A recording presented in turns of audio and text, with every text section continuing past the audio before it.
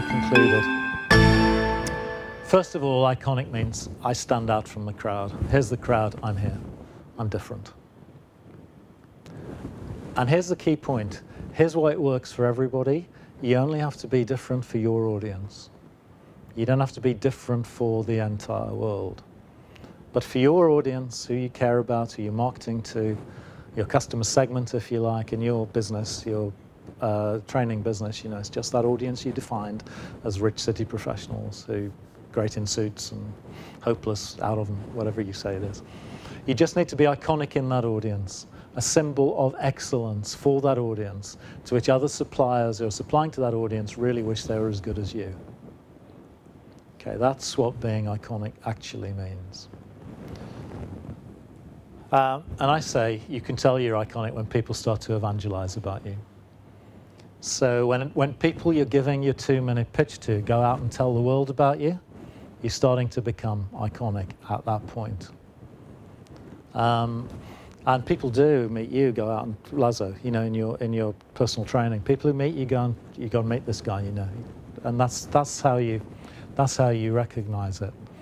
And a guy who's not here, who would have been here on the first day, but for a holiday in the West Indies, I get that might have been a bit more attractive. Neil Davidson, he does my web presenter, and to me, he has become iconic because I evangelise him to everybody. And he's now he's working with Direct Line and many other big brands just because I thought, you got to talk to this guy. It's extraordinary what he does. And that's what becoming iconic actually, that's how you tell. That's how you tell. So Chantal, to some degree, you're starting to get that. So you performed at Dan Priestley's birthday party, and like everybody who was there who saw you has raved about that ever since, you know, and they rave to everybody they meet about it. So that's starting to show up that way. And when I heard about your video, Mel, and now I'm sure when I see it, I tell everybody, I mean, you should hear this guy, he's got, does all this stuff, he's got this. No, I haven't seen it yet, so I'm making it up, or at least I'm relaying what you told me. Yeah. But it was a powerful pitch. And when we're seeing the video, you know, so you start to become, people start to talk about you. That's how you tell. Now, the other thing about iconic businesses is they change the world. They cause something new and different to happen that wouldn't have happened without them. That's the other thing, and I'll give you some examples of that in a minute. Now, you don't have to change the entire universe. This is, of course, my favorite quote in business, Warren Bennis. You know, the job of a leader is to create an environment that lets others put a dent in the universe, which is to change the world. And to one degree or another, if you're going to be iconic, you've got to want to create a dent. It can be a tiny little dent, or it can be the most enormous dent, but it has to be a dent. Something that simply wouldn't have happened without you, something that matters to you, matters to your customers. That's the first thing. And iconic brands change the world basically by putting a bold promise out there. A bold promise of a new human experience. Because, you know, in terms of the world, we don't experience it as an electron microscope would experience the world, or as a video camera would experience the world, or as a scientist would measure the world. We experience the world by our own experience. Well, how life occurs to us is the way the world is to us. So to change the world, you don't actually have to change the formation of the atoms in this table, which some people might regard as their idea of a good time. But for most of us, it is merely a matter of changing the human experience of something. That's what we have to do. That requires, guess what? Changing beliefs about what's possible and desirable. That's the first thing.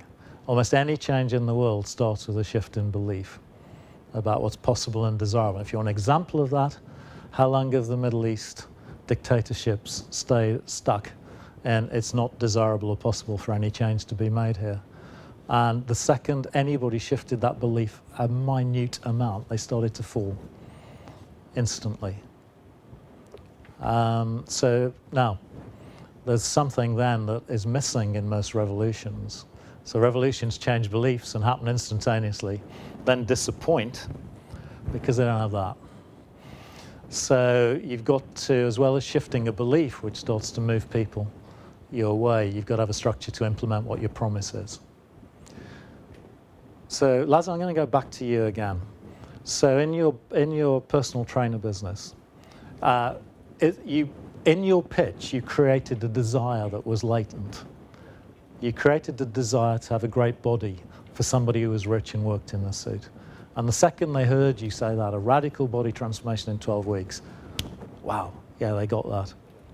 They absolutely got that. But what you then had to instill was, is that possible? I'm too busy, I've done a million different things to do that. How is that possible? So you had to, in getting the thing moving and changing the world for those customers, which you have done, if you look at the before and after pictures, their world is different now. They perform brilliantly in suits and naked, right? What a change. To change that, you first had to change their beliefs about what was possible. Then you had to put a structure in place to implement what you promised, a radical body transformation in 12 weeks. So, perfect illustration. Absolutely perfect illustration. Everybody here, if you think about it, has got exactly the same set of things to do. You've got to instill belief that it's desirable and possible to have women in the home, then a structure to put them in the home. Mike, we already mentioned you know, desirable and possible to have the brand be the centerpiece of your organizational design. And architecture is what you're talking about. Is that desirable? Is it possible? Is there a structure? You talked a lot about structure earlier. Chantal, is it desirable to invest in me? Is it possible I could become famous and a recording artist? If you can shift people's beliefs about that, you'll change the world for yourself and all of the people who will come to listen to you in the future. The structure after that is the albums you're creating, the recording contracts, the investment people are going to have to make in you, all of that. Mel, another classic. Change of belief, is it desirable for an outside entity to come in and manage the performance of my players? Is it possible? If you can shift that belief and you've got the structure, you've focused very hard on the structure. For many years, I suspect, you've built up a fantastic structure to deliver what you promise. It's just the promise hasn't gone home. The promise, is it desirable, is it possible, hasn't been landing. But you have the structure, you've got movement, you've got psychology, you've got nutrition. You're definitely going to play the iconic game in that field of performance management. Simon, you're trying to change the way banking works. If you can create, it's desirable to get the banks out of the way in lending money between people.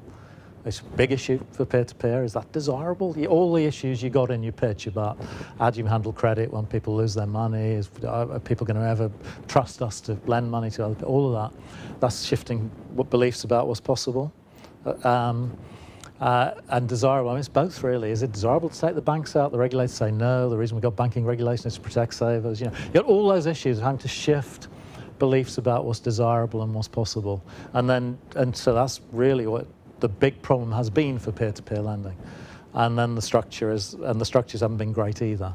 So you know you're trying to deal with it at the structural level, put the right structure in place to make it work. You've still got the big job there.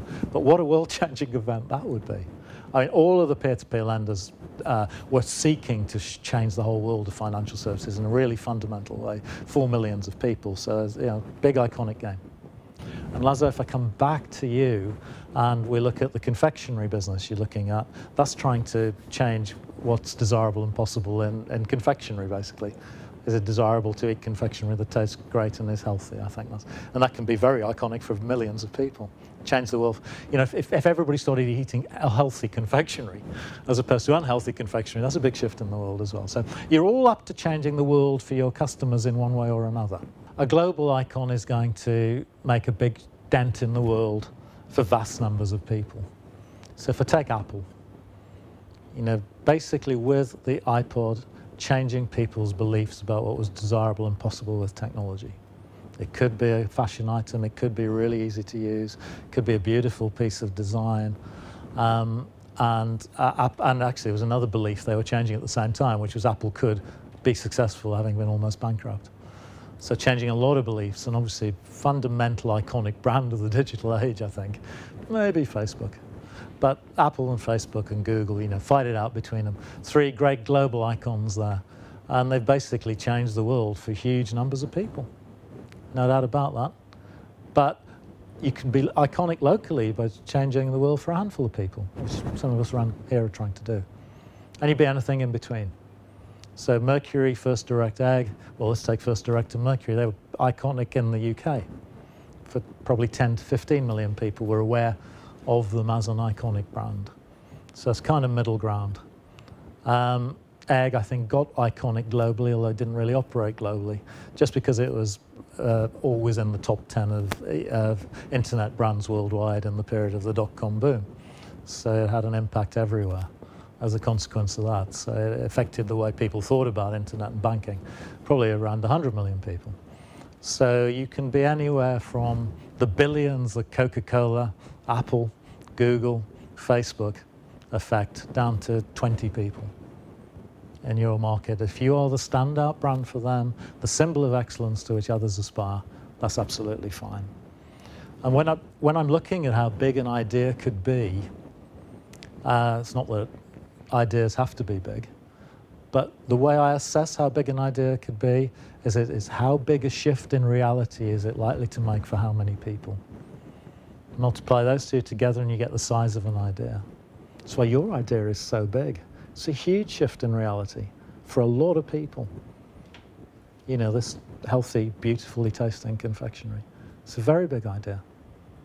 And the ideas around the table range up to that, none of them that big. Possible exception of Simon if he pulls it off on a global scale. Those are the two really massive ideas here. But that isn't to say the rest of you can't make a massive dent and a massive impact on the audience you matter. Of course, if Chantel became an international singing star as big as Beyonce, then goodbye, guys. She's the winner, and it was her I worked with, actually. She was the one. She was the one I always knew was going to make it.